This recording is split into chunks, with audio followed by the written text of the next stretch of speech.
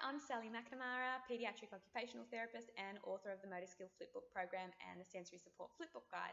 Today I'm here to talk about cutting skills or scissor skills. This is often an area that teachers and parents ask advice on, so I thought I'd do a post on it today. So the first thing I thought I'd talk about is the importance of the right scissors.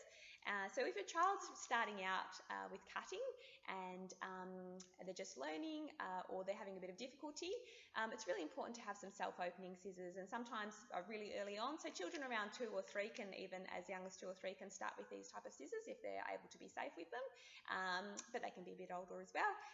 So these type of scissors, the shear-based scissors or the loop-based scissors, are a great place to start.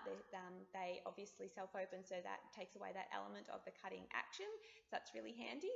And you can get them in right or left-handed scissors, and that's a really important thing as well. Often when we're starting cutting, we just put the scissors in the hand that we cut with and go over the top with the child, but it's important to present the scissors in the middle and let the child choose. And if they do choose, for example, with their left hand, then and you've got right-handed scissors in front of them, and you have to swap them for left-handed scissors because the blades do overlap differently. So the other type of scissors that I typically use are the spring-back scissors. They just have a little mechanism down the bottom which you can click on, and it just helps to self-open the blades once it's pressed. Sorry, they're a bit sticky today. And there are lots of other types of scissors. There are tabletop scissors, so flat-bladed scissors that you just press if a child or person has just the use of one side of their body. And there's also some double loop scissors, so where the person, an older person, an adult, can cut behind the child. I typically don't encourage cutting over the top or putting your hands over the top of the child's hand, just because it can send mixed messages.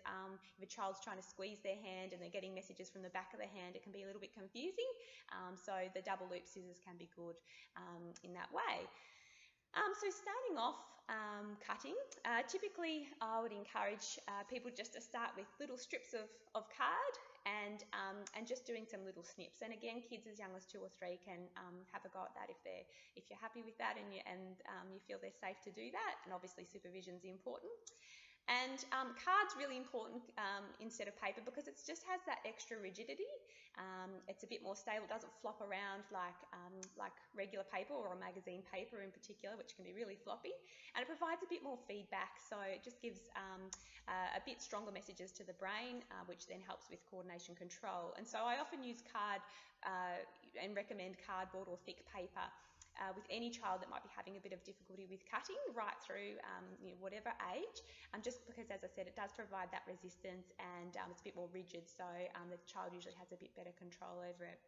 So just doing some little snips of strips like this, or even I've got some frozen Play-Doh here and it's still got a bit of bend in it, but I've just put some slits in, and just doing some cuts of Play-Doh can be nice and fun for kids.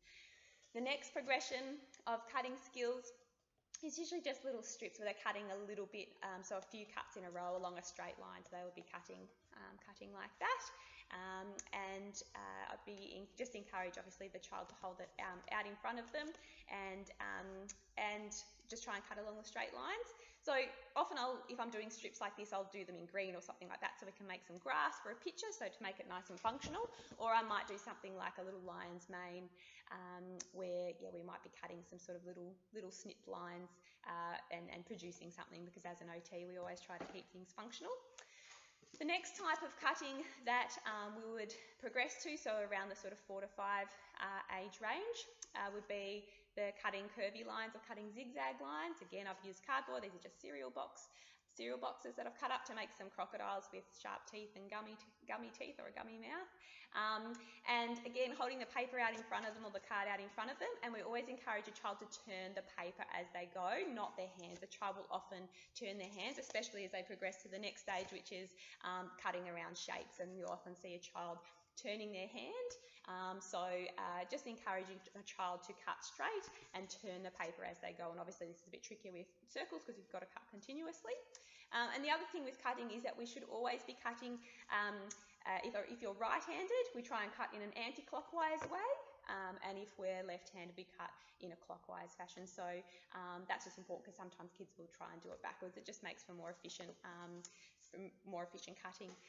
So those are the main things. The only other thing is that if you're looking at cutting skills, then encouraging the use of things like tweezers, tongs, squeezy bottles, pegs, anything that requires that open and closing action, that can be a really great way to promote dexterity and fine motor coordination, because scissor skills are a really important part of our everyday lives, and they also are a chance for us to show and display our fine motor coordination. So if you're seeing a child having difficulty with their scissor skills, it might be a sign that they maybe do have some areas of difficulty with their fine motor development, or even a larger motor developmental issue.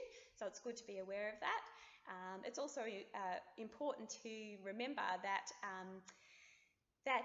core strength and shoulder stability all impact on a child's fine motor control, which I obviously focus on in my book, the Motor Skill Flipbook program, which has got lots of ideas for core strength and shoulder stability and gross motor coordination, as well as fine motor coordination.